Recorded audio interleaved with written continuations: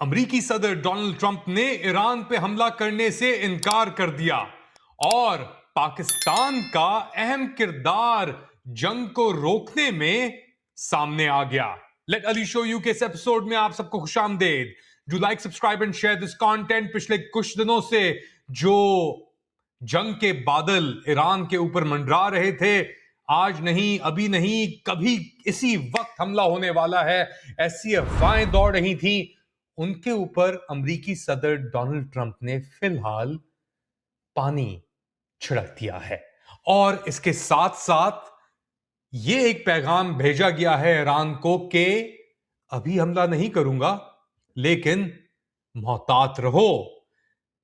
America के अंदर अमेरिकी वजीरे खारजा, एक तरीके से secretary of state Marco Rubio, साथ साथ उनके जेडी वांस और जो इजरायली लॉबी है जिसके सरे फहरिस्त बेंजामिन नेतन्याहू जो हैं, वो बहुत कोशिश कर रहे थे, बहुत जोर डाल रहे थे ट्रंप इंतजामिया के ऊपर के करो, फौरन करो हमला। और ऑब्वियसली पिछले एक हफ्ते 10 दिन से जो ईरान के अंदर ये मुजाहरे चल रहे थे एहतजाजी, इसके अंदर भी मोसाद का हाथ कहा जा रहा था, बैनुल-अक़वामी कुव्वतों का हाथ कहा जा रहा था, और उसके बाद सैकड़ों, कहना मेरे ख्याल से मुनासिब होगा, तकरीबन 2000 से लेकर 3500-4000 तक लोग जान बहक हुए। इसके अंदर ऑब्वियसली जो अमेरिका और इजराइल के प्रो जायनिस्ट एलिमेंट हैं, वो कहते हैं कि जी 20,000 तक लोग मारे गए हैं। अब इसके अंदर कोई वजाहत नहीं है, मगर ये एक बात वाज़ेह है कि बहुत लोग मारे गए हैं। जो ईरानी हुकूमत है वो कहती है कि उनके जो सिक्योरिटी एहलकार थे, और ये वीडियोज भी सामने आई, उनको भी मारा गया, टारगेट किया गया। ऐसी वीडियोज ही बाद में आई क्योंकि इंटरनेट बंद था। एक्स जो इलॉन मस्क का स्टारलिंक है, जो दुनिया भर के अंदर यूक्रेन जंग के अंदर उसने बड़ा एक अहम किरदार अदा किया था, वो यहां पे आके ईरान में चाइनीज टेक्नोलॉजी की बुनियाद के ऊपर उसको ब्लॉक कर दिया गया। पहली बार सैटेलाइट टू स्टारलिंक लिंक्स जो थे, जो यूक्रेन के अंदर, जिसके जरिए कोऑर्डिनेशन भी चली और ड्रोन हमले भी कोऑर्डिनेट किए गए, ऑपरेट किए गए, वो ईरान की सिचुएशन के अंदर आके रुक गया। और फिर बाद में ये भी खबरें आई कि ईरान ने बड़ी जगहों पे छापे मारे और वहां से पता नहीं कितने 100 की तादाद के अंदर स्टारलिंक के जो रिसीवर्स थे वो बरामद किए। अब वो स्टारलिंक के रिसीवर्स, ईरान का कहना है कि कोऑर्डिनेट कर रहे थे मोसाद के एजेंट्स और दीगर अमरीकी एजेंट्स, जो हमले किए जा रहे थे पुलिस स्टेशन के ऊपर, सिक्योरिटी एहलकारों के ऊपर, और दीगर जो सिक्योरिटी का अपैरेटस है ईरान का, उसके अंदर ईरान का यह दावा था कि ये इस्तेमाल किए जा रहे थे। अच्छा, दूसरी तरफ एक बड़ी इंटरेस्टिंग खबर आई है, और ये बेसिकली अब कई जरीदों के अंदर, अखबारों के अंदर, इजरायली टाइम्स ऑफ इजराइल भी इसे कह रहा है, डॉन भी इसे चला रहा है, कंफर्म कर रहे हैं कि पाकिस्तान में ईरान के एम्बेसडर रेजा अमीरी मुकद्दम ने यह बयान किया है, इंकशाफ किया है कि उनको पाकिस्तान के जरिए, अब पाकिस्तान के अंदर ऑब्वियसली वजारत खारजा है, दीगर, और उनके जरिए सुबह 1 बजे पाकिस्तान के वक्त, ये आप लगा लें कि अगर 1 AM है पाकिस्तान के अंदर, तो यहां पे मंगल के रोज दोपहर तकरीबन 3 बजे के करीब, आप लगा लें ये वक्त होगा दोपहर 3 बजे के करीब मंगल के रोज, पाकिस्तान टाइम सुबह 1 बजे बुध के रोज, यानी 1 AM बुध के रोज, रेजा अमीरी मुकद्दम को मैसेज आया अमरीकियों की तरफ से पाकिस्तान के जरिए कि ट्रंप इंतजामिया इस वक्त ईरान के ऊपर हमला नहीं कर रही, और उन्होंने ये तजवीज दी तेहरान को कि आपको भी थोड़ा तहम्मुल का मुजाहरा करना होगा, और साथ साथ जो अमरीकी इंटरेस्ट है मिडल ईस्ट में, सऊदी के अंदर, कतर के अंदर और दीगर और जगहों के ऊपर, उनको आप टारगेट नहीं कर सकते। अच्छा, अब ट्रंप ने पहले ही बहुत बातें की हैं और फिर उन बातों से वो मुकर गया है ट्रंप, और फिर भी हमले हुए हैं, मगर ये इस बात की अब तस्दीक आई है थोड़ी बहुत कि पाकिस्तान के अंदर जो ईरान के एम्बेसडर हैं रजा अमीरी मुकद्दम, उन्होंने बहुत बड़ा इंकशाफ किया है कि ट्रंप ने मैसेज पहुंचाया उनको सुबह 1 बजे बुध की रात पाकिस्तान टाइम के ऊपर कि हम हमला नहीं कर रहे, और साथ साथ ये भी कहा कि आप अब हमें टारगेट नहीं कर सकते। अब बिहाइंड द सीन्स क्या हो रहा था उसके ऊपर भी बड़े लोग बात कर रहे हैं अब। और एक और चीज सामने आई है इसके अंदर, न्यूयॉर्क टाइम्स की खबर है कि जी इजरायली सिक्योरिटी अपैरेटस ने और अमेरिकी सीआईए और दीगर जो उनके हसास इदारे हैं उन्होंने ट्रंप इंतजामिया को तजवीज दी कि आप फिलहाल ईरान पे अटैक ना करें। अच्छा, इसको आप बिल्कुल बेबुनियाद समझें क्योंकि नेतन्याहू, अच्छा एक चीज हो सकती है कि इजराइल के अंदर एक डिवीजन आया हुआ है। नेतन्याहू चाहता है कि जंगें बरकरार रहें और उसकी सलामियत जो है गजा के बाद, क्योंकि अंदर पहले भी प्रेशर पड़ा हुआ था नेतन्याहू को निकालने के ऊपर, एहतजाज चल रहे थे हर रोज हर हफ्ते जाके लाखों लोग सड़कों पे थे। तो नेतन्याहू की ये कोशिश थी कि यार जंग होती रहे ना अगर, और खित्ते में जंग होती रहे तो फिर मेरी उसके अंदर सलामियत जो है, मैं अपना जो निजाम है अपनी ताकत को बरकरार रख सकता हूं। लेकिन एक पुशबैक आया था, उसने सब इदारों को, इंटेलिजेंस एजेंसीज को, शास को, शिन बैत को, दीगर और चीजों को कंट्रोल करने की कोशिश की। अब वो कंट्रोल नहीं हो रहे थे।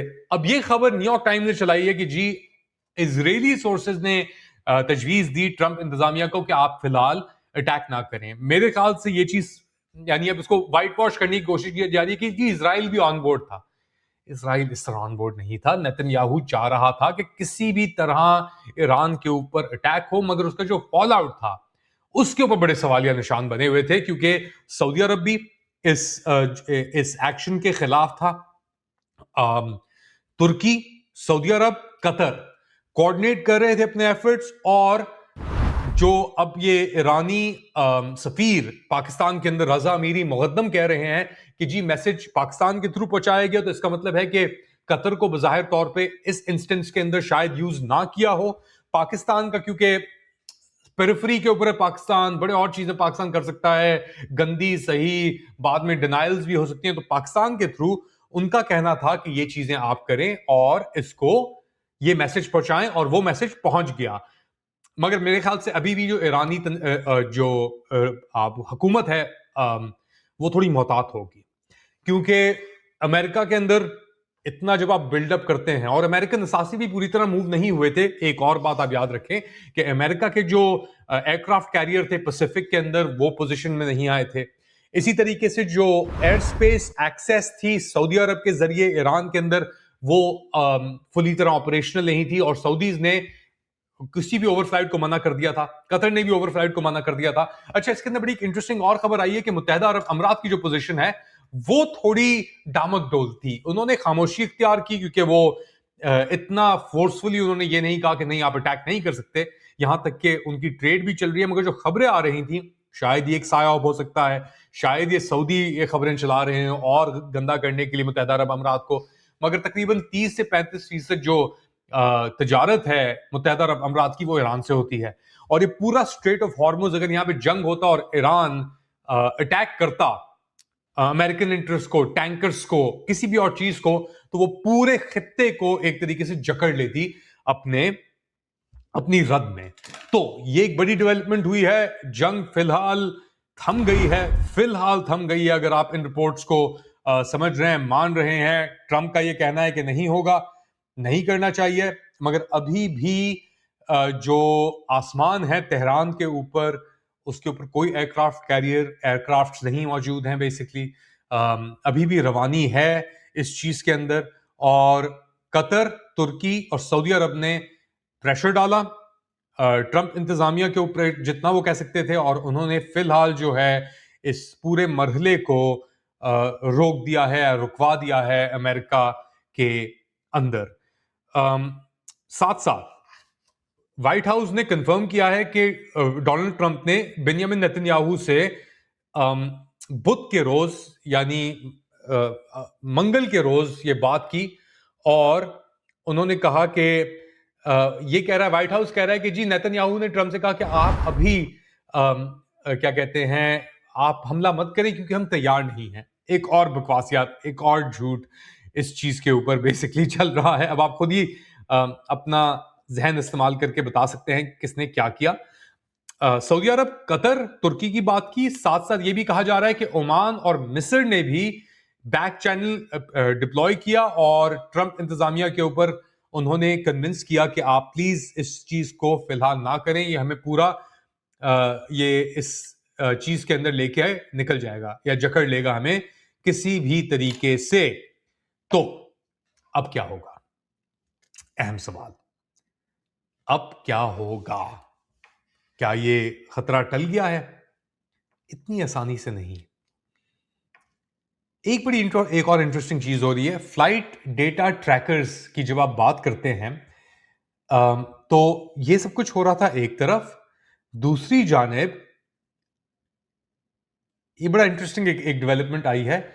कतरी अमीरी एयरफोर्स का C-17A globe master 3 heavy military transport aircraft call sign LHOB-256 AA-7 मैक call sign LHOB-256 Multan Pakistan से शारोआ एयरपोर्ट सऊदी अरब यमनी बॉर्डर के साथ कई फ्लाइट्स कर चुका है। पिछले 1-1.5 दिन के अंदर उसने कई फ्लाइट्स मारी हैं पाकिस्तान से, और सऊदी अरब के वाया ओमान, सऊदी अरब और यमन के बॉर्डर पे जाके हैवी ट्रांसपोर्ट प्लेन कतरियों का कुछ ट्रांसपोर्ट कर रहा है। और अभी तक कोई 3 या 4 फ्लाइट्स हो चुकी हैं basically Pakistan to Yemen, Saudi Yemen border. Heavy aircraft कतरीज का यूज हो रहा है, ऑब्वियसली वो बाईपास कर रहे हैं यूएई को ओमान के जरिए सऊदी अरब, और सऊदी बॉर्डर जो यमन के साथ है उधर वो लोग Sharurah airbase airport southern Saudi Arabia Yemeni border के साथ वो कुछ ट्रांसपोर्ट कर रहे हैं। इसके ऊपर भी खबरें चल रही हैं, हमें नहीं पता कि वो क्या ट्रांसपोर्ट कर रहे हैं फिलहाल, मगर इसके अंदर ये जो अपना ये एक्टिविटी है इस तरफ, उसके अंदर भी तेजी आई है। कुछ लोग कह रहे हैं चाइनीज इक्विपमेंट है, कुछ लोग कह रहे हैं कि ये सूडान के लिए कुछ माल जा रहा है। तो सऊदी अरब भी अपने आप को बड़े फोर्सफुली एक्सर्ट कर रहा है सऊदी अरब भी इस सिचुएशन में, कि जहां पे उन्होंने एक तरफ ये जो अमरीकी हमला था, इजरायली अमरीकी हमला, जिसके अंदर बज़ाहिर तौर के ऊपर मुत्तहदा अरब अमीरात भी अपनी हिमायत दे रहा था, खामोशी से ही साइलेंट था अगर आप रिपोर्ट्स को यकीन करें, और दूसरी जानिब एक्टिविटी पाकिस्तान और सऊदी अरब के दरमियान मिलिट्री ट्रांसपोर्ट कतर के थ्रू इंटेंसिफाई हो गई है। ये भी रिपोर्ट सामने आ रही है। फ्लाइट ट्रैकर्स जो हैं वो इस चीज को भी बड़ी गहराई से इस वक्त फॉलो कर रहे हैं। ये अपडेट्स हैं, बहुत इंटरेस्टिंग टाइम्स हैं, कुछ भी अभी भी मुमकिन है। ये कहना कि खतरा टल गया है ईरान के लिए, मेरे ख्याल से इस वक्त थोड़ा हमें कॉशन की जरूरत है।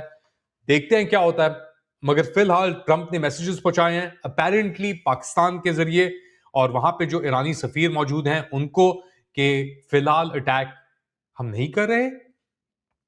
दूसरी तरफ से नेतन्याहू भी कह रहा है कि हम तैयार नहीं है इसलिए नहीं कर रहे। उनकी ये तजवीज है डोनाल्ड ट्रंप को। अब ईरान के अंदर जो सिचुएशन है वो भी हम जानते हैं क्या हो रहा है वहां पे, किस तरीके से, किस बेदर्दी से वहां पे अटैक किया गया, लोगों को भी अटैक किया गया, और फिर साथ साथ लोगों ने जो अपेरेंटली उसके अंदर जो, अगर आप ईरानी उसको मानते हैं, मोसाद और ये सब चीजें भी शायद शामिल हों, उन्होंने फिर रिस्पॉन्स किस तरह किया। स्टारलिंक का भी इसके अंदर जिक्र किया जा रहा है। अमरीकी माइक पॉम्पेओ जो साबिक वजीर खारजा अमेरिका के सेक्रेटरी ऑफ स्टेट, उनका भी ये था कि जी मोसाद मौजूद है, तैयार हो जाओ। जेरूसलम पोस्ट ने भी कहा कि जी मोसाद मौजूद है, और ये भी खबरें आई थी गन सप्लाईज की जा रही थी, ये भी खबरें आ रही थी कि इराक से मूवमेंट हो रही थी कर्डिश ग्रुप्स की, खबरें बहुत थी।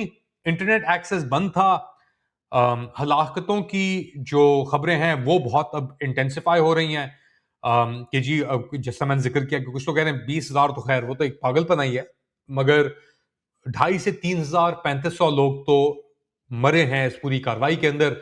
अब ईरानी जो हुकूमत है वो भी कह रही है कि जी इसके अंदर सिक्योरिटी एहलकारों को मारा गया है। अपडेट के साथ दोबारा हाजिर हूंगा, फिलहाल इतना ही। थोड़ी देर बाद do like, subscribe and share this content, press the bell icon कि आप तक ये खबरें पहुंच सकें वक्त के ऊपर, ऑन टाइम। फिलहाल इजाजत दें, टिल नेक्स्ट टाइम, अल्लाह हाफिज।